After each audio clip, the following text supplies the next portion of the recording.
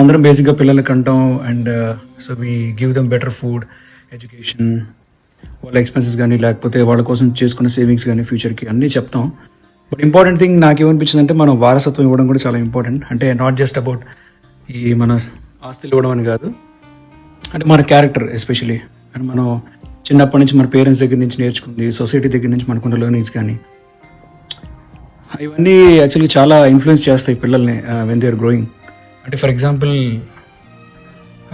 మనం మన పని మనిషిని మనం ఎలా ట్రీట్ చేస్తాం, అంటే ఇప్పుడు మన హోటల్కి వెళ్ళినప్పుడు సర్వ్ చేసిన వాళ్ళకి అఫ్కోర్స్ కొంత టిప్ ఇస్తాం, at the same time clean చేసే వాళ్ళకి మనం అంత రెస్పెక్ట్ ఇస్తాం.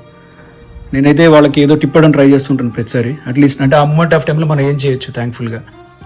లేకపోతే ఇప్పటికీ నేను చాలా అపార్ట్మెంట్స్లో చూస్తూ ఉంటాను, మనం ఎంటర్ అవుతుంటే అక్కడున్న సెక్యూరిటీ కానీ వాచ్మెన్ కానీ గేట్ దగ్గర లేచి నిలుచుకుంటూ ఉంటారు.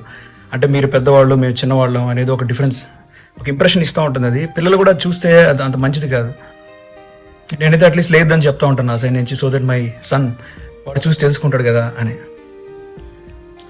అంటే ఎక్కడన్నా మన పబ్లిక్ టాయిలెట్స్ యూస్ చేసినప్పుడు అక్కడ క్లీన్ చేసే వాళ్ళకి కానీ ఏదో టిప్ ఇవ్వడం, లేకపోతే థ్యాంక్స్ చెప్పడం, ఏదో మనం if you're treating people with some respect. ఎందుకంటే every profession deserve some kind of respect. Yeah that's it. Thank you.